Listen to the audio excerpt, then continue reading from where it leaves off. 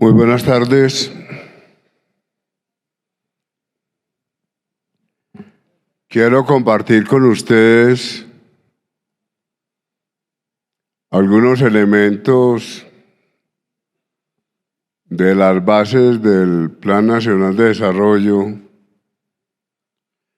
Nosotros las entregamos antier al Consejo Nacional de Planeación. Yo he insistido estos 2 días que se trata de un borrador, que las bases son un documento que tiene una ventaja enorme, y es que el texto escrito facilita la conversación y facilita la discusión. Nosotros estamos en un proceso de construcción del plan que yo quisiera pensar que tiene que reflejar ese ideal de la acción comunicativa habermaniana. ¿Cómo conversamos? ¿Cómo podemos construir una razón pública? Y estamos combinando elementos muy heterogéneos. En los diálogos regionales hemos escuchado a las comunidades, nos hemos reunido con los gremios,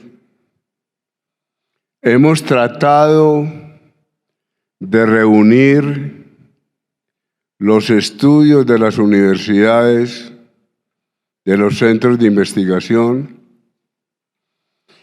Hemos conversado con los ministerios.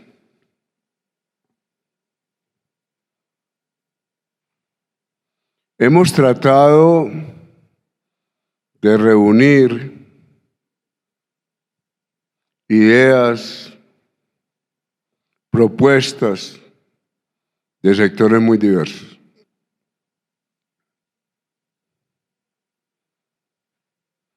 Todo proceso deliberativo tiene limitaciones intrínsecas.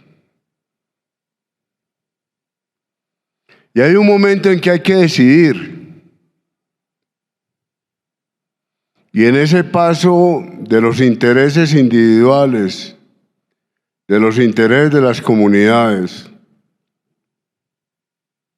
a las normas que son la expresión en algún sentido de la elección colectiva, hay unas fracturas inevitables.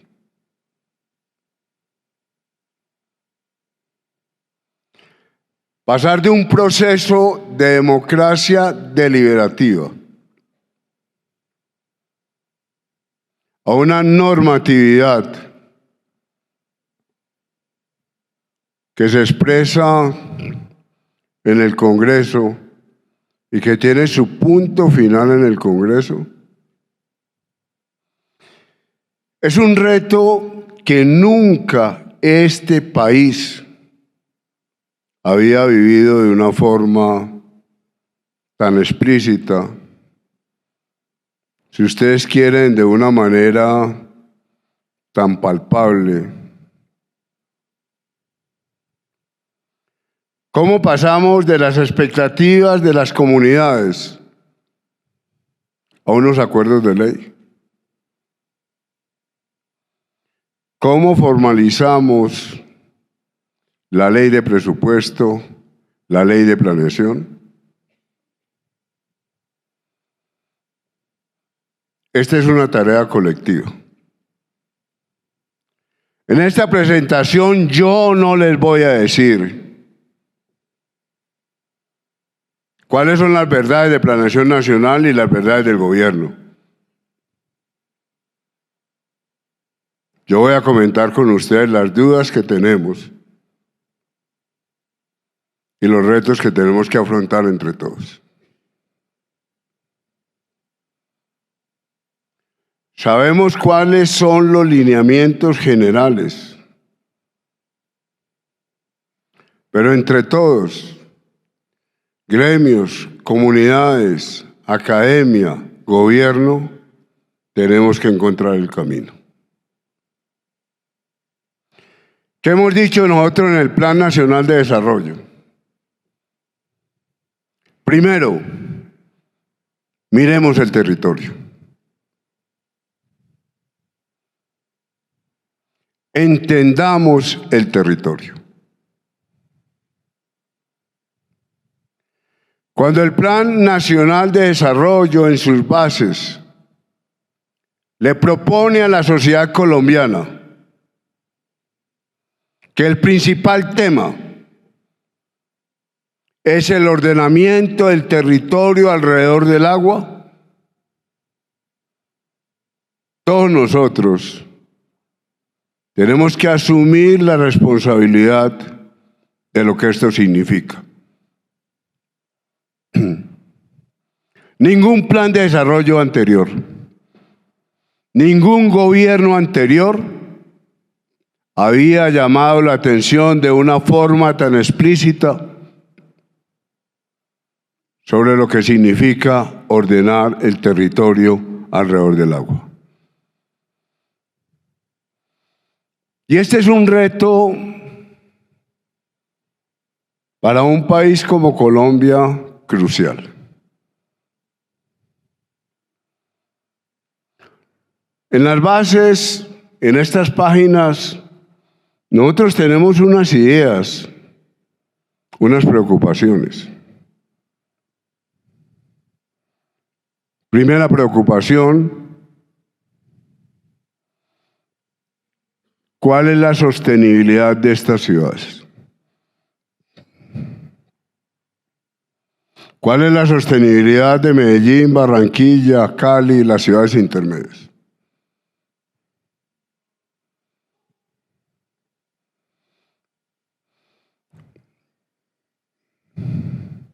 Estamos viviendo una situación sin precedentes, 8.000 millones de personas sobre el planeta Tierra.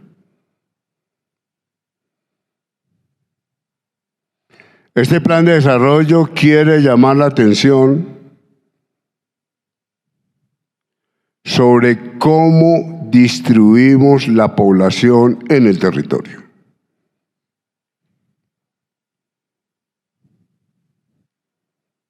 ¿Cómo vamos a lograr que estas ciudades sean sostenibles?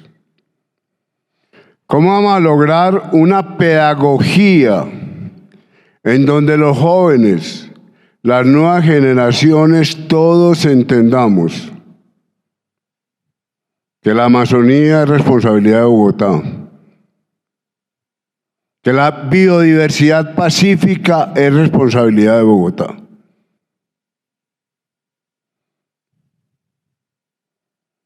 Que la conservación del río Magdalena es responsabilidad de esta ciudad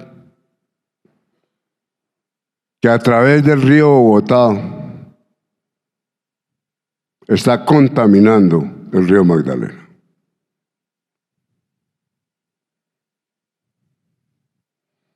Estamos viviendo un invierno intenso. ¿Cuál es la respuesta que nosotros como sociedad vamos a dar?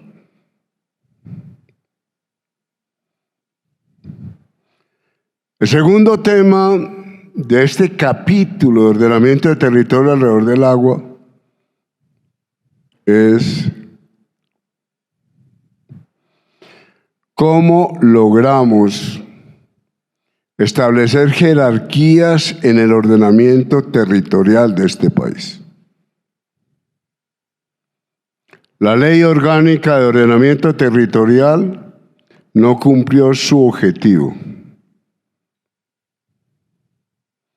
No sabemos quién ordena el territorio. Todavía no entendemos la función de los departamentos en materia de ordenamiento del territorio, la relación con las CAR, la relación con los Ponca,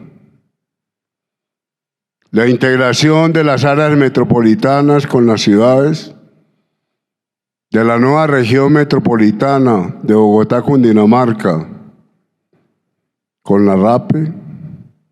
¿Cuál es el papel de la RAP? A mí alguien me preguntaba, ¿y cuál es la propuesta de planeación? Y yo le decía, planeación no tiene una respuesta. Un tema de tal magnitud tiene que ser resuelto entre todos nosotros.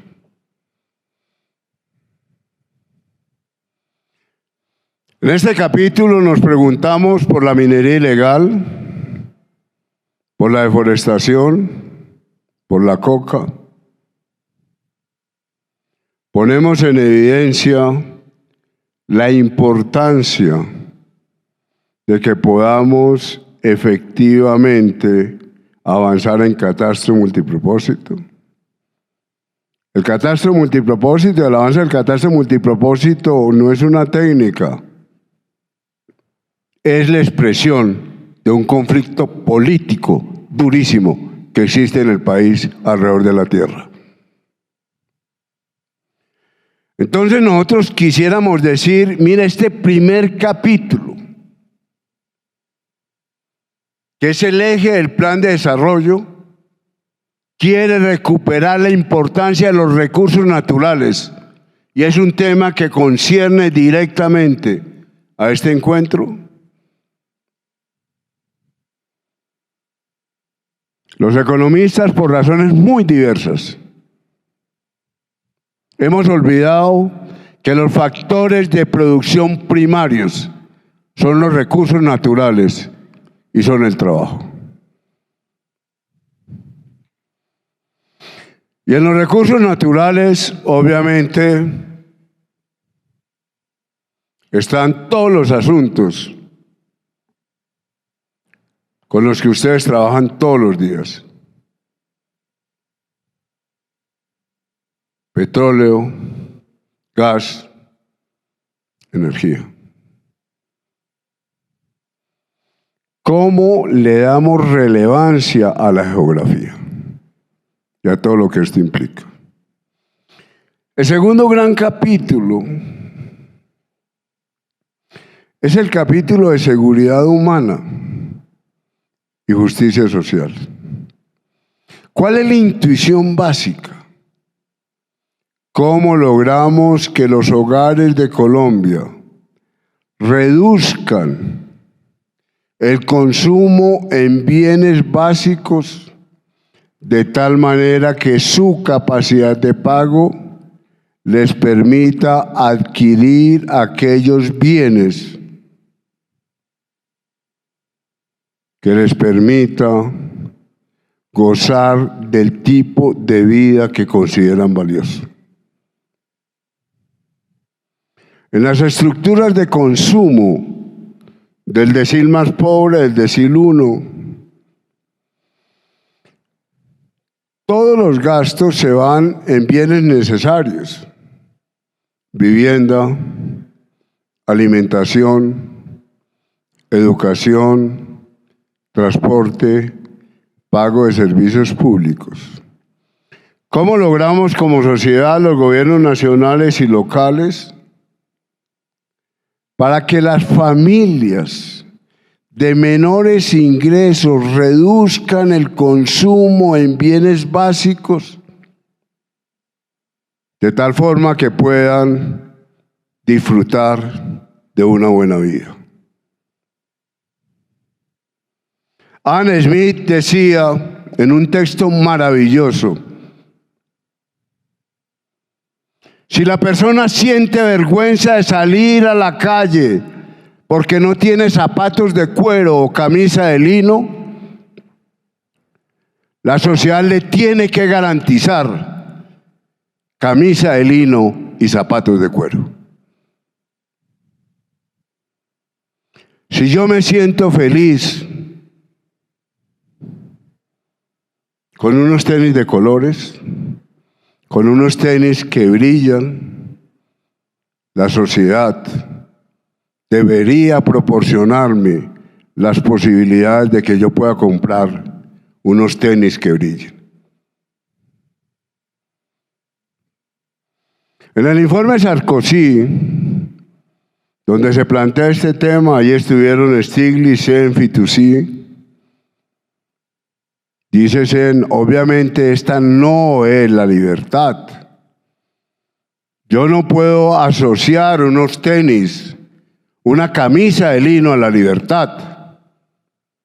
Pero es un paso hacia la posibilidad de que las personas puedan llevar a cabo el estilo de vida que consideran valioso. Que cualquier niño del país pueda, en algún momento de su vida, tener un saxofón, tener un clarinete, tener un piano. ¿Cuántos genios está perdiendo esta sociedad porque no les hemos ofrecido los instrumentos para que puedan llevar a cabo el estilo de vida que consideran valioso? Tercer capítulo: derecho humano a la alimentación. ¿Cómo recuperamos al sector agropecuario? ¿Cómo modernizamos la agricultura? La primera pregunta es cómo este país ha permitido una concentración de la tierra como la que tenemos actualmente. Un Gini de 0.90.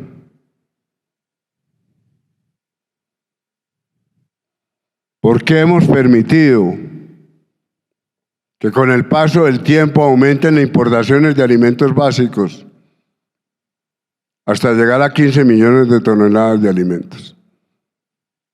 ¿Por qué no manejamos bien las bonanzas? ¿Por qué hemos sido incapaces de sembrar las bonanzas? Uno no necesita indicadores sofisticados. Cuando uno mira precios de petróleo y carbón durante los gobiernos de Santos, uno se impresiona de que a medida que subía el precio del carbón y el petróleo, nosotros acentuábamos el déficit en la cuenta corriente de la balanza de pagos. Fuimos incapaces de manejar las bonanzas. ¿Cómo recomponemos el sector agropecuario? Todos somos conscientes de que no basta con comprar tierras, que esas tierras tienen que estar acompañadas de condiciones que permitan la productividad, que permitan el crédito, la asistencia técnica. Cuarto capítulo: transición energética, industria, economía limpia. Todos sabemos que este es un proceso transitorio. Ustedes que están en el sector, nosotros como gobierno, avancemos. ¿Cómo medimos el avance? A mí me decían en el plan de desarrollo, ¿cuántos años calcula usted y cuántos años va a poner como meta para lograr la descarbonización?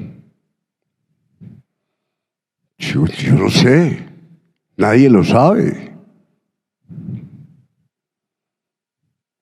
Si ustedes miran las bases del plan, nosotros queremos poner unos indicadores básicos. Venimos de un plan de 1.900 páginas y 1.200 indicadores. Hoy tenemos unas bases de 230 páginas y 20 indicadores. Díganos ustedes cuál es el indicador para confirmar que avanzamos en la transición energética. Es una invitación que les hago. ¿Cuál es el indicador? Yo no quisiera, en un tema tan complejo como este, que nosotros pusiéramos una meta, una medición. Lo que tiene que garantizarle este gobierno al país es que estamos avanzando en la transición. Pero nosotros no podemos decir cuándo vamos a lograr la descarbonización, porque la primera pregunta es ¿qué significa eso?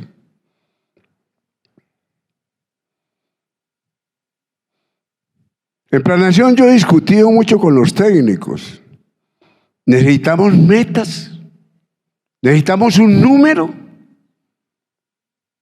O lo que necesita este país es certificar cada año que vamos avanzando en la dirección correcta. Si ustedes leen estas páginas de las bases, hay mediciones que no tienen una meta. Hay mediciones que están en blanco porque no sabemos cuál es. Todos sabemos que tenemos que disminuir la deforestación. Ahora, ¿qué meta ponemos en el plan? Pues yo no tengo ni idea.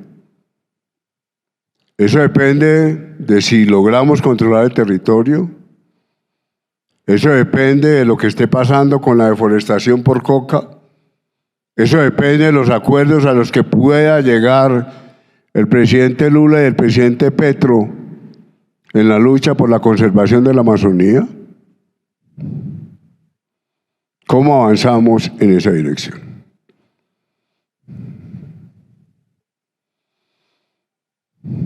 Y creo que ustedes tienen la palabra aquí. Yo he dicho, las bases son un borrador. De aquí hasta el 7 de febrero que nosotros integremos al Congreso, ustedes tienen la palabra. Y ustedes, como organizaciones que están en este tema, que conocen técnicamente el problema, que saben las dificultades de avanzar, ustedes nos tienen que decir. Planeación Nacional reúne lo mejor de este país. La función de Planeación Nacional es oír a las personas que conocen.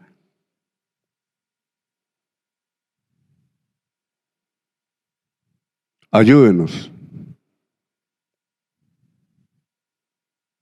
Ustedes tienen que decir cuál es el proceso de la transición. Nosotros no sabemos.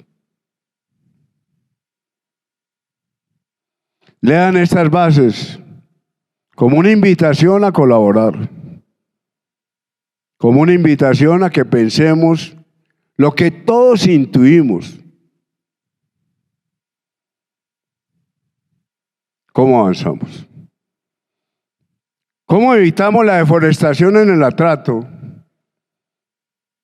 cuando el control territorial por parte del Estado es muy débil?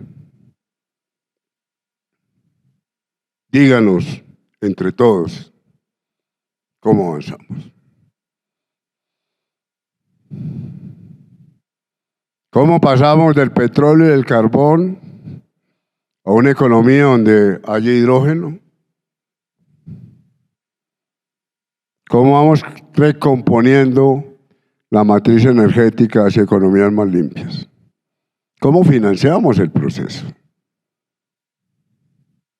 ¿Es suficiente con bonos? ¿Es suficiente con impuestos ridículos al carbono? ¿Cómo organizamos el sistema financiero internacional?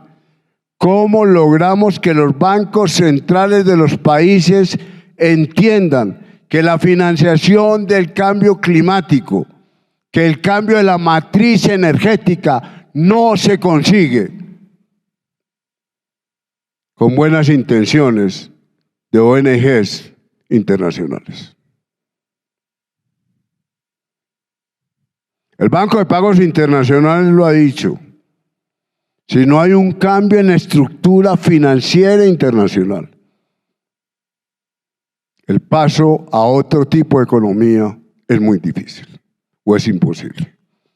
Y el último capítulo del plan es el de convergencia regional y social. Allí entonces incluimos todo el tema de carreteras, vías terciarias que aparecen en todos los diálogos sociales. Nos hacemos la pregunta de por qué este país tiene desigualdades tan profundas entre las regiones. ¿Por qué Buenaventura es tan distinta de Cali? ¿Por qué Soacha es tan distinta de Bogotá en el nivel de vida? ¿Por qué al interior de Bogotá hay tantas dificultades y diferencias? Y entonces en esta parte hemos incluido todos estos aspectos relacionados con las aglomeraciones, las ciudades. Tratamos de mostrar que la división urbano-rural es completamente artificial,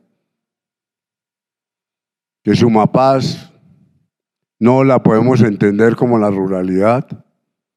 Sumapaz es la condición de la sostenibilidad de Bogotá. Sumapaz no es una zona rural de Bogotá. Sumapaz es la posibilidad de que en esta ciudad podamos seguir teniendo agua. Esos son entonces los capítulos del plan. Terminamos invitando a una estabilidad macro en donde tenemos que participar todos. Yo he insistido, tratemos de que concurran los recursos. Este país está sectorizado en su concepción de la planeación. O mejor lo digo de manera más directa, este país no ha planeado porque está sectorizado. Estamos sectorizados en los ministerios, estamos sectorizados en la forma de elaborar el presupuesto y planeación está completamente sectorizada. Romper la lógica sectorial es un reto enorme. Decirle a los ministerios, reunamos políticas alrededor del ordenamiento del agua en donde todos participamos. Reunamos políticas alrededor de la seguridad humana en la que todos participamos.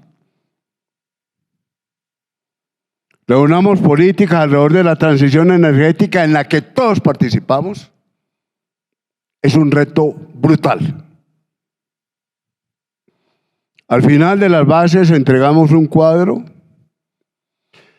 en donde hicimos un cálculo aproximado de los 1.000 billones de pesos, que sería el plan plurianual de inversiones, en donde le pedimos a todos los sectores que rompieran la lógica sectorial hasta donde eso sea posible y que trabajemos en función de grandes estrategias. Ese cuadrito lo ven ustedes al final, parece un cuadro muy bobo, muy elemental, pero es un cuadro que ha implicado un esfuerzo enorme para modificar el sentido de la planeación de este país. Los invito entonces, las invito a que lean las bases con ese ánimo de que es un borrador, de que ese borrador lo podemos mejorar entre todos.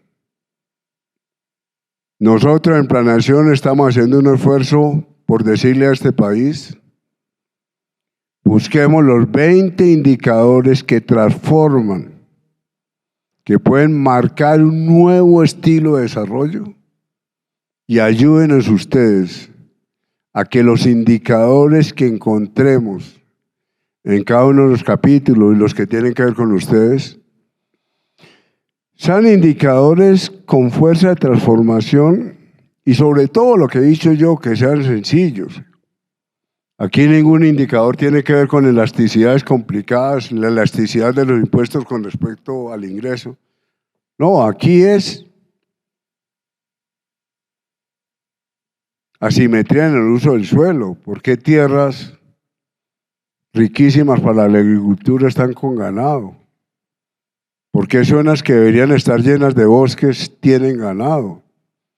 ¿Por qué apenas un catastro multipropósito del 9% en las zonas rurales? Ustedes miran los indicadores, son sencillos: vías terciarias, kilómetros. En fin, colabórenos. Yo no quiero, como Planeación Nacional, decirles este es el camino. Yo les quiero decir, como Planeación tenemos unas intuiciones. Esas intuiciones expresan el espíritu del plan del gobierno, expresan el espíritu del presidente Petro, pero la construcción del camino es una construcción colectiva, y en este tema de transición energética ustedes tienen la palabra y ustedes nos tienen que decir cómo avanzamos. Muchas gracias.